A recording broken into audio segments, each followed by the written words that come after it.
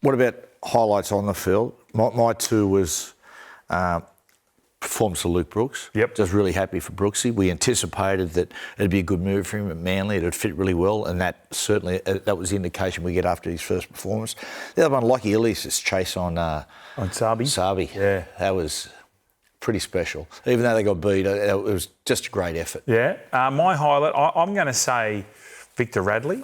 I thought toned it down a little bit. He was always in control. You know, sometimes he can get a little bit red misty, but I thought his game and Tommy, because this is the first time I've ever got to watch. We were sitting in the commentary box, which I've never done. That was another. Well, we can make it happen a lot more this year. No. That was good. Just listening to Dan and Vossi, but seeing how he roves either side of the ball. He might go in first receiver. He might go in out the back, but he might go to dummy half and take off. The miles that he does in attack and defence. Well, I was talking to Aaron Woods about it. I said, geez, Tommy looked good. And he said, mate, Tommy's the gun. Now, obviously, but he said how he talks. Yeah. He said he does more talking on the field than Chaz and anybody about where to go on the field. You know, well, where he goes, where the ball goes, and that's, you think about the Manly side, and now the addition of Brooks, they have got some serious strike on that left, especially with young Kohler. Yep. What do we name him? Leader of. Sorry? What do we nickname him? Young Kohler? Wasn't he? I think it was leader of. Yeah, it was. I think because we're in American, you got to leader of Kohler. Yeah, you can. It's true.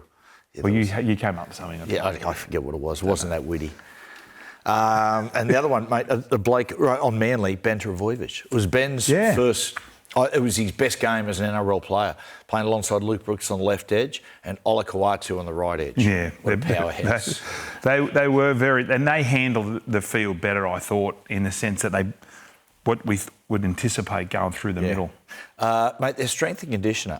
It's been interesting. A bit was spoken about him before the season. John Clark. Yep. John Clark he played at Wigan, didn't he? I know he's at Warrington. He was a hooker at Warrington. Yeah, and then he went to English Rugby Union with Eddie Jones, and he's gone there. And they were getting a lot of raps in the off-season. The Manly boys were saying they didn't train that hard. It was just like really scientific, trained smart. Well, that was pretty obvious. I thought Souths were just a little bit off fitness-wise towards the back end of the game. They started off like a house on fire. Second half, they started really well with Latrell crashing over. But as the longer the game went on, they just looked a little touch out of nick. Well, I know it's only one game in, but from what you see, if they remain pretty much injury-free, well, no one injury-free, but get a decent run with injuries, Manly, you see them top four? I don't see them top four. Got them in my top 8. Yeah. I just think they're just a little bit behind the Penriths and the Brisbane. I reckon Manly can win the comp. Oh. Talking about last Thursday, we said if you told me there's a side in the competition that catches everyone by surprise and just goes wham and people don't see it coming, who's the side? I'd say Manly. Do you have Manly in your finals? Yeah, I do. Yeah, I do. I love the combination of DCE and Brooks. Ola Kawatu just keeps getting better, and Tom's fit. I would say, I'm going to say Seabold did the coaching 101 and poked a couple of those front rows, that middle forwards, because that forward pack was outstanding. Geez, Paseka's playing good. Paseka, Aloiai, Kalatu, something happened, and they basically won that game with their first defensive set in the second half. Kicked off and pummeled the Roosters, who had to come out of their own end from their, I think it was 30-metre line. Tom caught it over halfway. Yeah. Bang, that was a try. So funny, Coops, powerful performance from their pack. We are still seeing, I think last weekend, the residue still of the Vegas trip. Yeah. I thought a couple of the Roosters boys looked flat. The bloke who was fantastic in Vegas, and he was good yesterday, but I thought he looked tired from early on was Victor. Yep. I thought Victor looked a little tired yesterday. I still like the Roosters season because 39% of the ball, and a lot of that was inflicted upon themselves with, frivolous errors. But 39% of the ball, they looked a little bit flat. Manly were very good, 21-14. They were in the fight right to the end. Going into the season, I had some question marks around the Cows, the Warriors, can they do it again? Manly and what happened to the Eels last year, and it put South in that bracket too. South they're on the slide and they're in trouble. But those 4 other teams, the Cows, Warriors, Manly, Eels, I've seen enough from them this year so far that they've got game. That Manly Eels game was terrific. Great game. Like it was back and forth. Yes, there were some moments that both teams would have liked to have over again and fix, but I saw enough in both those teams in that game and to start this season that, geez, they're in for a big year as well. Yeah, the last 2 weeks, Junior Bolo coming off the bench for Parramatta has changed the game. Last week it didn't change the game long enough for them to win, but it gave them a big lift and it absolutely changed the game against Manly. That try assist for Moses, it was when he was out on the edge, he basically was just telling Mitch to run through this hole because I can offload it for you. And it was brilliant ball playing from a big man. The physical nature of the side too. And the other one, young Blaise Tuolangi, when he ran over the top of Tom for that try, mate, what a powerhouse. Yeah, you don't see Tom physically lose a battle too often when in an outside backs battle. That young kid just hit him with everything he had and bumped him off. Just about like, talking Manly here for a second, and we oftentimes, Coop, you've got to be able to get in an arm wrestle, set to set, no errors, and you just sort of chip away like that and see who breaks first. When I watched Manly, there was a probably 20 to 25 minute period in the game in the second half, and Parramatta got themselves ahead, and I think they were almost too willing to get into a traditional arm wrestle. The point I make is the way they started the game. Yep. They were very controlled, but it was good sideways ball movement. They shifted the ball around. They were a little bit daring. And then once Parramatta got themselves back into the game and then got their noses in front and Parra went, come on, let's go set for set. Yeah.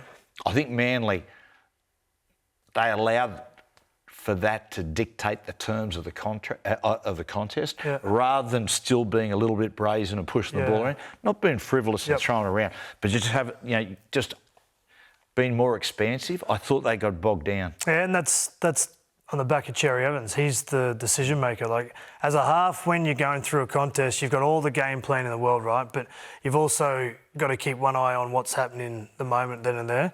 And the halfback determines whether you hit the accelerator and go for it, or you dial it back a little bit and just get in that long game mentality. So some teams are better at it than others, but you also need to know what works for you. And if you try and out Penrith, you better be on your game because they're the best at what they do. So you probably need to be a little bit adventurous, not being ridiculously crazy, but backing skill and pure execution is the best way to look at it, because if you're going to back the ability to shift the ball like they did for, I think it was Turbo's long field effort. Yeah, great effort. That's not risky. No, that's right. Backing your skill and executing it.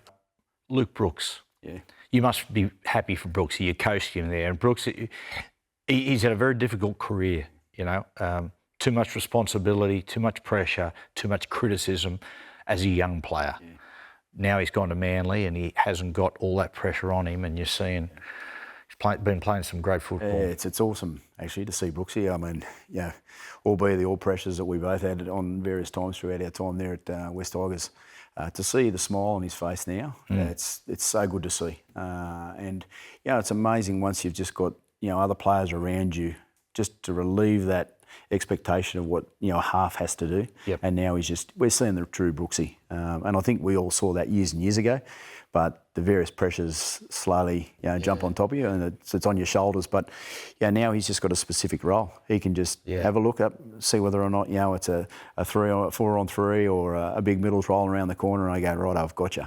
And when you've got someone like Tom Trbojevic out the back, it helps. That's basically just talking non-stop. That does help you. Yeah, it does. And then Daly's doing his thing on the other side of the field. But it's really nice to see a player who, I got to say, he got hammered. Like I'm just so over the moon for him. Yeah, and the thing about it is, a lot of people go, oh yeah, but he's paid well. But that's by the by. You know what I mean? Like, no matter what you do in life, the fact you're getting paid well, that takes nothing away from the pressure and what the criticism does to you. Oh, yeah. I mean, take that aside. What I saw Brooksy have to deal with, mate, he's a strong human being. Yep. Like, I've got to say, everyone talks about your mental health these days. Get a dose of Brooksy.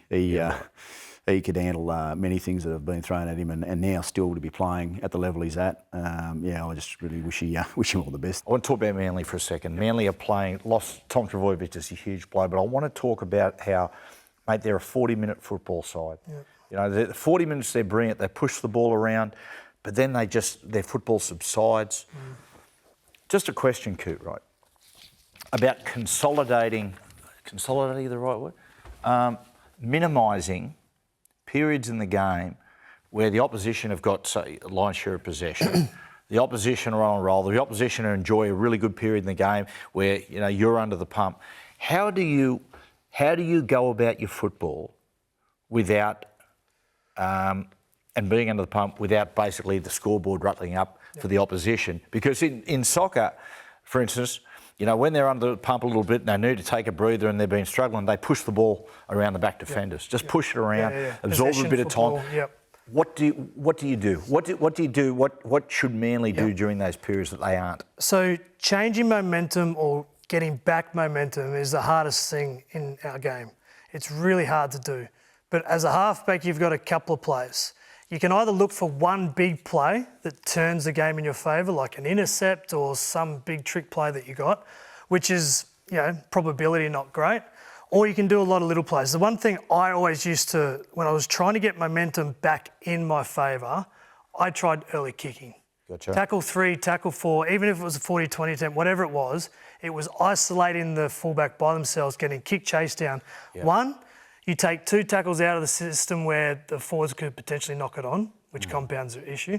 2, you're basically saying to everyone else, hey, this is the way we're going to play for the next 5 minutes. Get on your bike, get down there. And it forces the opposition to get back behind the ball quicker. That's a very Queensland tactic. It is. Like it's how you blokes turn the contests in State of Origin matches. And the other one is if, say you're in front and you got a 20-point lead and you're just not playing well and the other team's coming at you, i.e. the Brisbane Broncos in the grand final last year, you have total control, kick the ball out.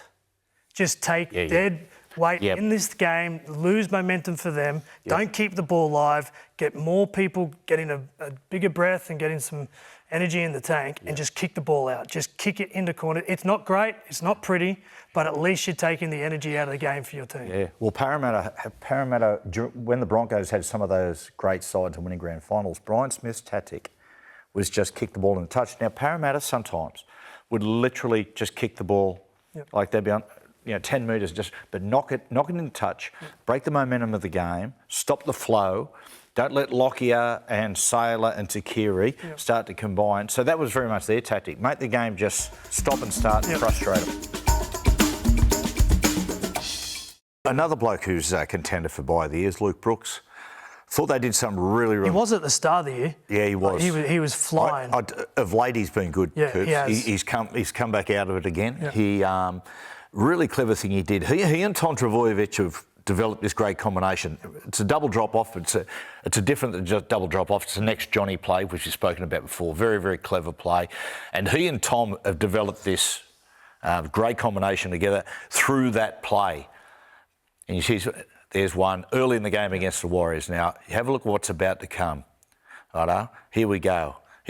Next Johnny, here comes Tom Nutt missing, bang.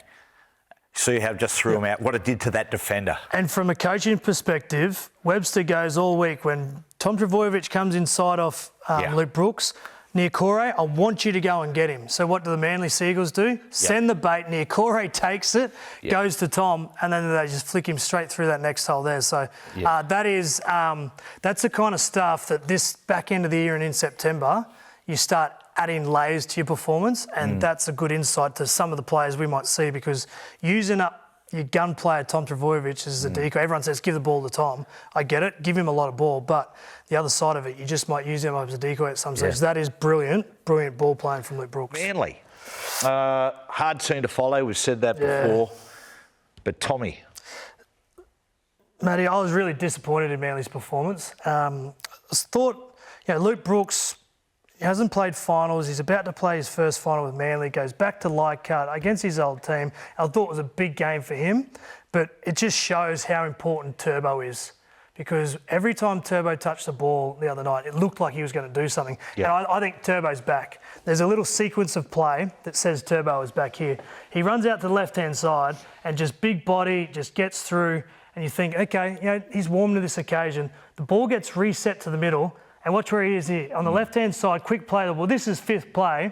And when Turbo won the Dally M, He did this all the time. So much of it, yeah. Just went from left side, 5th play, young Heath Mason standing at A. He said, don't worry about the kick here. Give me the ball. I'm going to run. And just that flick says that he's up for this. Then there was occasions when the game was on the line that he just missed the mark a little bit, like a pass to Saab. Yep. He catches that, puts Saab away. They probably win that game. But I think Turbo's back. And if Cherry Evans and particularly Luke Brooks can be a foil for him, when he puts it together, I don't think there's too many better than him. Well, isn't it funny? For all his skill and ability to do things, that simple, give me the ball, tied to the ruck, let me just take on the A and B defender, that's his strength, that's his game. When he won the Dally M, he was doing that weekly. Like he was on the left or the right-hand side on a shift play, and then he was just eyeballing, almost stalking the middle of the ruck to see if there's a lazy defender. And didn't matter what Cherry Evans had called, he just went sort of the boss call and took the ball and went after it. Sunday afternoon, what an occasion that's going to be at a core stadium, be massive, be rocking. 50, 60,000 people, hopefully. For the Dogs to win, I think they need to attack the Manly halves. Okay. Defensively, I think we'll have a look at some stuff.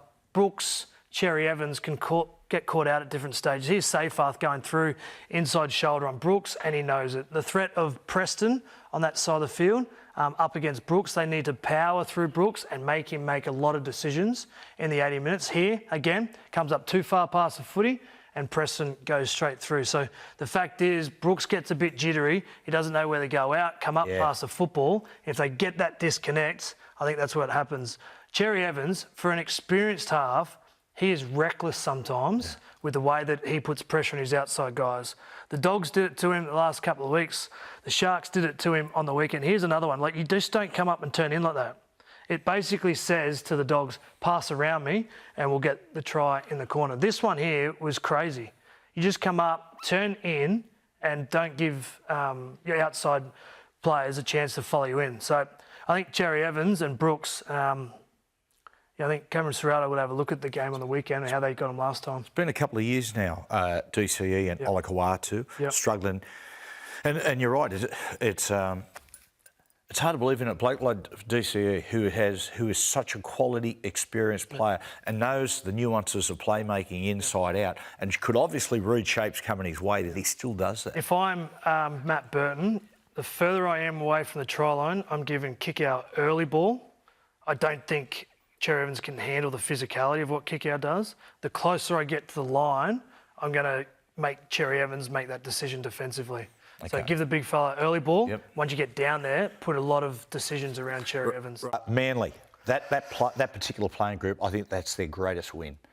One of those games, not their greatest performance, but what they were up against, the whole crowd against them, and for most of the game, Dogs had the whip hand. And I think it's the sort of game that the belief can give you a lot of momentum going through the rest of the final series. Tom Trbojevic, early in the game, Coops, I thought he's not going to be able to get through this, Tom. And, talking about that playing group, one of their greatest performances. For Tom, not one of his greatest performances, but I think one of his most important ones. Given the fact that he was nowhere near 100% fit, he was really struggling, but when they needed him most, he turned it on. Yeah, when Crichton scored that try, you could see he wanted to extend that arm, rolled over. He was obviously in pain, got another injection and more padding at half-time. But someone like him, it's like the presence, right? The presence of Tom you have to respect, so you're going to mark him up defensively no matter what. And I loved what Cherry Evans and Brooks did. They used him up as a bit of a bait or a bit of a decoy, and ultimately they had to come up with plays. We spoke about the Dogs stuffing up the kicking game and giving the Manly an opportunity. If Manly were to capitalise with that win in front of them, they had to, whenever they got one chance, they had to take it. And they got two chances on the weekend and they took it. It's because Brooks and Cherry Evans were great. There was the scrum play here. Everything's set to the right-hand side. They get their first opportunity, and that is a brilliant play. For a guy that's played 230 games, not played a finals match, That ball It's a blind pass. is It's a hell of a beauty. pass. Yeah, it's a And great if pass. anyone was going to break Great. open this game, That's a great shot. if anyone's going to break open the game, it had to be Cherry Evans. His second half was enormous. That scrum play, and then the other one was the Kohler try. The fact is they had a big breeze in front of them, and they weren't going to kick themselves to victory. They had to come up with something. On the fifth play, he runs the ball, risk first reward with that offload, and then this is basically the try that wins them the match. So Kohler with speed gets on the outside of Sexton, and that's try time. But I love they had two opportunities. Cherry Evans involved in both, and they struck. And Turbo plays a big part in here. Cooked, underdone, sore shoulder, but their gun players, when they needed it, stood up. I said this on the Sunday night show. Here's a bit of a fun fact for you, is that back in the 70s, well, up until about 1981-82, that's no try. Because you could not score a try with one boot. If you lost a boot, there was no try. You had to score a try in full uniform. What happens if you lost two boots? No try, mate. No try, no try. We'll get to that, Coops. Firstly, thoughts on Manly's season? Yeah. Inconsistent. I almost think it's fitting in some ways that the Cowboys and Manly have been eliminated simultaneously because both of those sides have almost been very similar, hard to follow. Agree. Middle of the road teams, because their defence is inconsistent. Their attack for both of them is as good as anything in the competition. Talk about Manly. Brooks added a dimension to them. Turbo is obviously a freak at what he does, and they got speed on the wings. But if Manly's defence doesn't improve in the off-season, they'll do exactly what they did again this year. Yeah. They'll be good for a period of time, they'll fall back, they'll score 40 points, then they'll concede 30, and then they'll get to week 2 of the finals again. Yeah. If they want to take that next step, they need to improve defensively. So true. Yeah, I thought the left side of the Roosters caused chaos down the right side of Manly's. Yeah. But DCE for me has been great. At 35, turning 36 in February, 12 months ago, he was the player of the Manly Seagulls this year. I thought he was terrific. But I think if he wants to go and win that comp before he's done, I think he needs to front load his energy in Manly in the back end of the year. Maybe the rep footy thing might be something that he'll put a question on. Everybody gets they go at that point if they want to prolong their career. And Manly's key individuals like Daly and Tom are great instinctive players. And with great instinctive players, it's fast football, it's reactive football, and that sort of football does bring errors. Yeah. So it's exactly what you said. They've got to tidy up their defence to absorb those errors. They just couldn't do it this year. Because they've got the kicking game through Cherry Evans to absorb long minutes, so they can kick and fight with other teams, but defensively, they just don't hold their gloves up long enough. Physically, I thought they improved at the back end of the year. I thought the forwards really stood up towards the back end, but obviously fell over at the last hurdle. Yeah, Hamole. Yeah, players, I think coming out of Origin, which he would have been disappointed, he just was never really given a chance at all in Origin. I think he came out of that a little bit flat, as most players do, but then he really picked up that last month.